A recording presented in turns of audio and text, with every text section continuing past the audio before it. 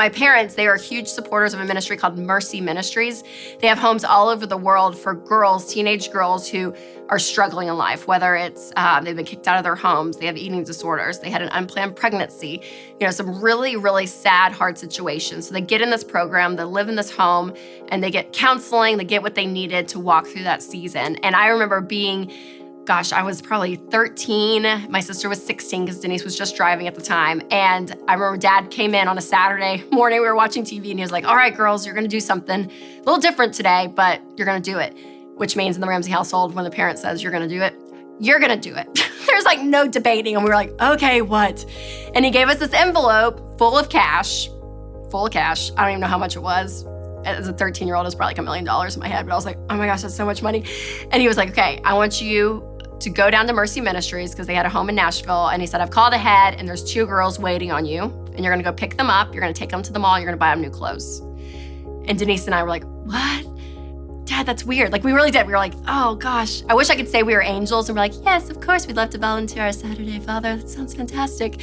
But we were like, wait, no, we were going to go to the mall. Or like, we don't know these girls. Like, it was like kind of this awkward conversation of like, we don't really want to do it. And he made us do it. He was like, go. And so I were driving there with Denise. And Denise was like, Rachel, it's going to be fun. They really need this and it's going to be great. And I remember thinking, you're right. So we kind of got our attitudes in check and our hearts in place. And we went and we picked up these 2 girls and they were both 15 years old. So they were a little bit older than me, a little younger than Denise at the time. And I remember that Saturday, I'll never forget it. I really won't, because we started chatting in the car. We were talking about boys, we were talking about movies. We got to the mall.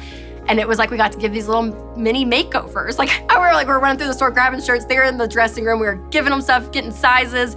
And we bought them all these new clothes. And we were up at the cash register and one of them just started crying. She was like, I just cannot believe this is my life right now. I cannot believe this is what it was. And it was so impactful because number one, it opened my eyes, and to have an experience that wasn't comfortable. It wasn't, extremely like, oh, this is a very natural thing for me at the time.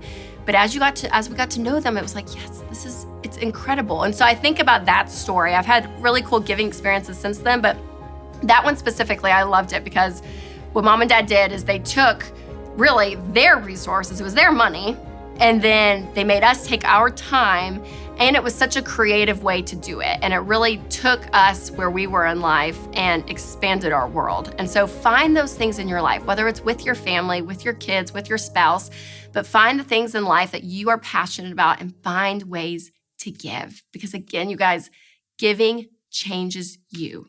It impacts you in a deeper way than you could ever imagine. And I want you to experience that. So again, no matter where you are, give a little until you can give a lot.